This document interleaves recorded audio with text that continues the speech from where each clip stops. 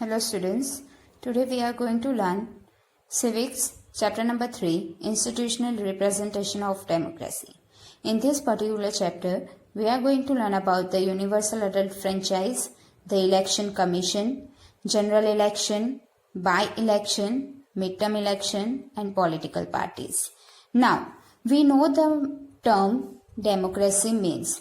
Democracy means what, student? It is a system of government in which the real authority of governance remains with the people. Means people select their representative, right? And in the words of Abraham Lincoln, he said that it is the government of the people, by the people and for the people. People make the government representative. Now, in this chapter, we have seen that in a democracy, it is neither possible nor necessary for people to govern directly. The most common form of democracy in our times is for the people to govern through their representative. Means, people select their representatives to run or to govern the country. Now, in this particular chapter, we are going to learn the conversation between teachers and students. Now, here, teacher says, children, today we will discuss about various institutions of our government and their parts. The president is the nominal head at the central level. In India, central level means Delhi. The Council of Ministers headed by the Prime Minister means what, student? So, Prime Minister is the head of Council of Minister. Council of Minister means Home Minister, Education Minister, Chief Minister, all the other ministers, all the group of other ministers, the head person of that group is the Prime Minister, and Prime Minister has the real power.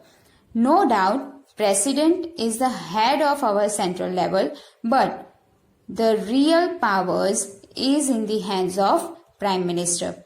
The real executive authority is exercised by, now we know the three organs of the government. Right? Now you can see that organs in this chart.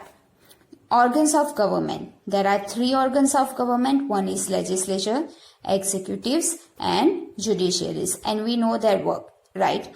First, legislature, what they do? They make the laws. Executives implement the laws. Now onwards, what, students? Executives even do the work of legislature. Means they can make the laws and implement the laws. And judiciaries protect the laws. Means if any person do mischief or do not follow the rules properly, then they can punish them.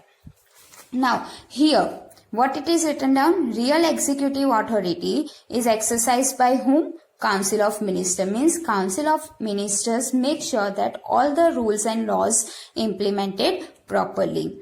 They are collectively responsible to the legislation, and I explained you earlier that executives does legislature's work nowadays. So they make the laws and they implement the laws. They do both work. Now we are going to learn about what is a legislature. What do you mean by a legislature? Legislature means parliament at the center. In the indirect form of democracy which India has, political power remains with the people, but it is exercised indirectly through representatives elected by them. Now what is written down over here? It is written down that people select their representative, and that representative, that person is going to represent our country, is going to exercise all work, exercise all duties on behalf of the people. Now, these representatives make up the legislature known in our country as Lok Sabha at the national level and Vidhan Sabha at the state level. Now, it means that representatives make laws on behalf of the people to whom they represent, right? That is, the government is actually controlled by the people through their elected representative. Now, in indirect democracy, elections and representations are two key elements, right? In indirect democracy, what happened? People select their representative, right? So how they gonna select them? Through the election. In election, different political parties represent themselves in the election process, and from them a particular person select one party or select one person as their representative. Now, a democratic government becomes meaningful when all citizens participate in it, and that is why it is said that one man, one vote. It is compulsory, right to vote, especially in election. In other words, franchise means what, students? The right to vote is available to the entire adult population of the country. In the beginning, do you know, in the beginning of the 19th century, the right to vote was limited. Only the propertied and the land owning class had the right to vote. Means in the 19th century, what happens, students? Nowadays, after 18 years, at the age of 18 years, you can have the right to vote, right? But in the 19th century, what happened? Propertied people, or else the people who have their own land, they only can have right to vote.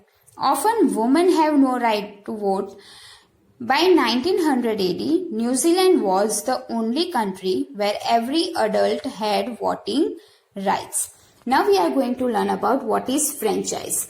Now franchise means what, students? So in modern democratic governments, all men and women who have attained a minimum prescribed age, and that prescribed age is what, student? It is 18 years. When you are at the age of 18 years, after that and from that particular time, you have the right to vote, allowed to vote and elect their representatives. This is called universal adult franchise. Now, in India, universal adult franchise is the basis of representation at all levels. All Indian citizens who have attained the age of 18 years have the right to vote. Now, have all the adult citizens been given the right to vote? Means all citizens have the right to vote. So here are the list. Yes, but who are exempt from that particular? What are the conditions? So one is only criminals, persons of unsound mind, and those declared bankrupt are not allowed to vote. Means the person who are criminals, or else who have unsound minds, and those declared bankrupt are not allowed to vote. Now what do you mean by bankrupt? Bankrupt means what, student? So suppose you are taking a loan from a bank, okay, and bank give you some particular duration. In that particular duration, you will have to repay that loan to the bank with interest. Now, if you are not able to pay that amount on time or on duration, then you are declared as bankrupt, right? So that is the condition, and that only time you are not able to vote. Now, why are elections considered essential for any representative democracy? Now, why elections are very much important for any democratic representative country? Elections are essential because by election, the voters have the freedom to choose their representative. Now, why it is important? Because through election only people can select their best or select their representative. They can choose one person as their representative. Now, they can choose who will make laws for them. Now, if we select one person, if we choose one person as our representative, so that person gonna make laws for us, will form the government and take major decisions on their behalf. The political party whose policies will guide the government and make laws for the welfare of our people. Now, what is election? What makes an election democratic? Democratic means what, students? So means freedom, right? Now, in election, people have freedom. People can select or choose their representative. So, why it is so? Everyone is able to choose.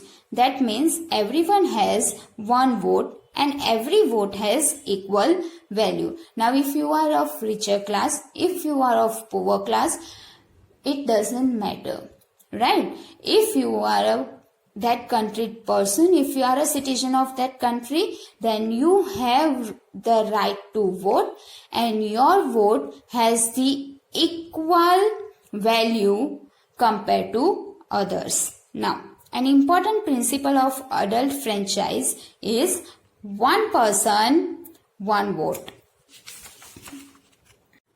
Okay, now, elections should be conducted in a free and fair manner where people can choose their representatives as they really wish.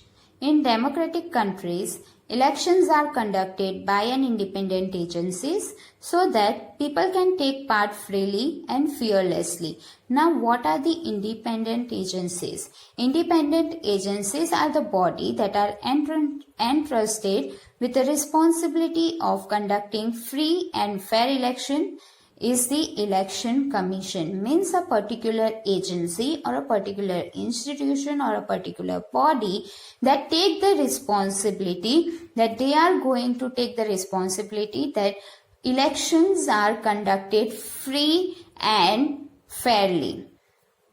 People elect their representatives without any interference in their freedom of choice. Nobody should know in whose favor a voter cast his or her vote. It should be remain a secret even after voting. What is the main rule? That no one knows how freedom is going to be implemented, students. So no one knows that who is going to vote whom. Means if a one person going in a polling booth to give a vote, then it should be a complete secret. Now, a secret ballot can guarantee this freedom and privacy to the voter. Now, what is ballot? So, you can see here, student. Ballot is a ballot paper where the list is there, how many political parties that are represented in the election, the list should be there. The voter has to select one particular party, means they give one particular party to, they gave them their vote to one particular party, and this ballot paper is taken secretly and their votes going to be considered. Now, what is written down over here? That only a secret ballot can guarantee this freedom and privacy to the voters. Ballot paper that I shown you was a sheet of paper that containing the names and symbols of the candidates contesting in the election. As voting is done in secrecy, it is called ballot. Thus, secret ballot is an essential characteristic of democratic election. That is the very much important characteristics of our democratic country, that the secret ballot means if any person going to vote someone, it's supposed to be totally secret. No one declare that. Now, people contest election in the name of some political parties. Now, what is political party? What do you mean by political party? So, political party means what, students? So, a political party is a group of organized people. Means it's a group of people who act as a political unit with a view to controlling the government by constitutional means by through election. If they get the majority vote, then they can make their policies, they can implement their rules. See here, implementing their general policies. If they get the majority role, then majority vote, then they can create their government, and through their government they can make many laws and policies which in the favor of people. Now, is it true that the party that wins majority in elections form the government and other parties act as opposition? Now yes, but of course, the party that get majority vote, that is from the government, and other parties act as the oppositions. Now you are right. For a successful democracy, we need a strong government and a strong opposition. The political parties act as a link between the government and the people. They create public opinion and educate the people about the government policies. Now, what is the difference between national parties and regional parties? Now, what is the difference between national parties and regional parties? So, it is here. India has a large number of political parties. Some of them are big, while others are small. Some of them are present and exercise influence in most part of the country and are called national parties. Means some of the parties that represent in most of the states and they influence the people in many ways. So that particular parties are known as national parties, and others are restricted to some regions and are called regional parties. Now, what is our system of election? Can we say that Indian elections are democratic? So to answer this question, let us take a look at how elections are held in India. First, Lok Sabha elections are held every 5 years. After 5 years, the term of all the elected representatives come to an end. Elections are held in all electoral constituencies at the same time, either on the same day or within a few days. This is called a general election. Now, what do you mean by general election, students? So, we can say that the Lok Sabha elections are held every 5 years. So, now after 5 years, their roles are going to end, and we supposed to select the new representative or new council of ministers, right? So here you can say that electoral constituencies. Now what do you mean by constituencies, students? So constituency means what, students? So constituency means different areas in a state. Now you can say that the country is divided into different areas for the purpose of election, and these are called the electoral constituency. Means in our area, one person represent, suppose take a BJP, right? BJP party. If in our area one person named Rakesh represent BJP party. Okay. Now in Vesu side, in Vesu area, other person named Mahesh represent the BJP party, right? So in different area, different people represent the same party, so that is known as electoral constituency, and this election is called general election. Now we are going to learn about the by-election. Now what is by-election? Sometimes election is held only for one constituency to fill the seat lying vacant by death or resignation of a member. This is called by-election. Now students, what do you mean by by-election? So by-election means what? Suppose in my area I select one person as a representative, and that person got a majority vote and represent our particular area, right? Now suddenly he resigned his position, so our particular area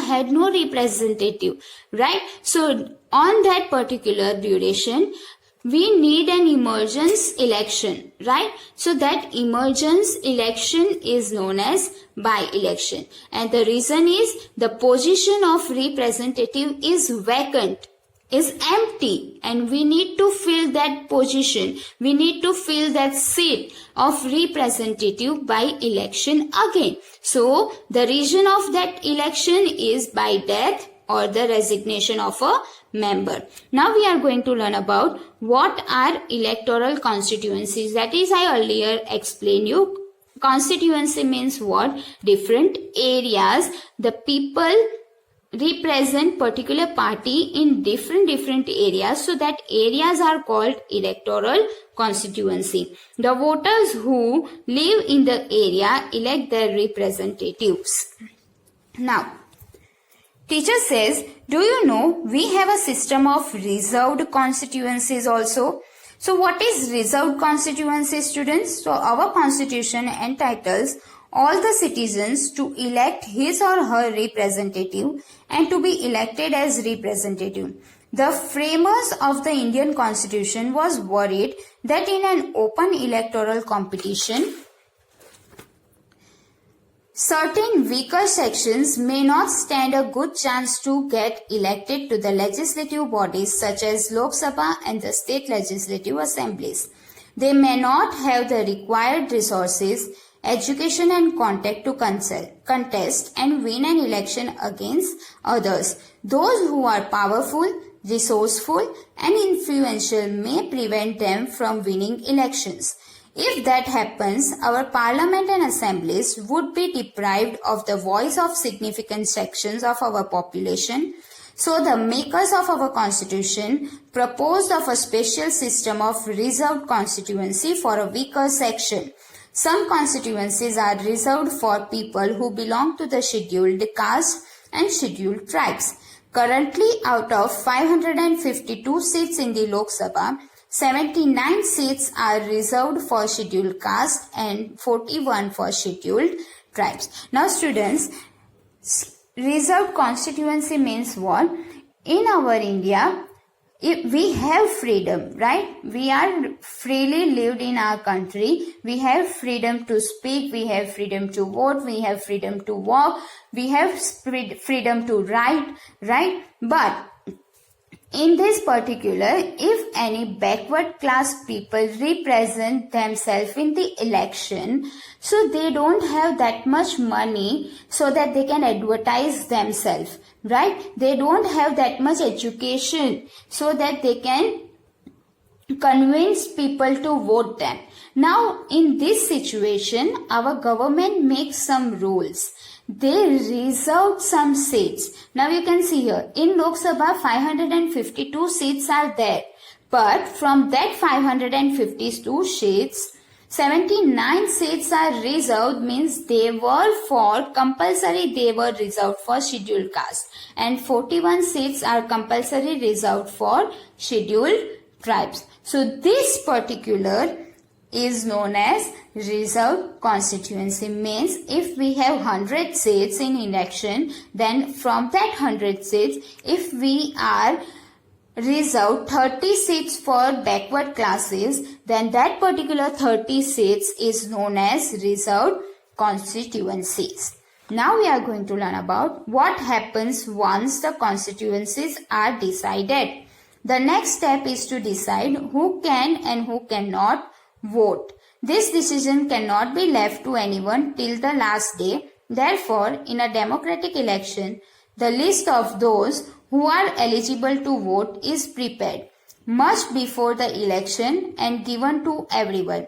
This list is officially called the electoral roll and is commonly known as voters list. Now, students, what happened when we know that how many people are represent in the election, means how many political parties are going to participate in the election. After that what?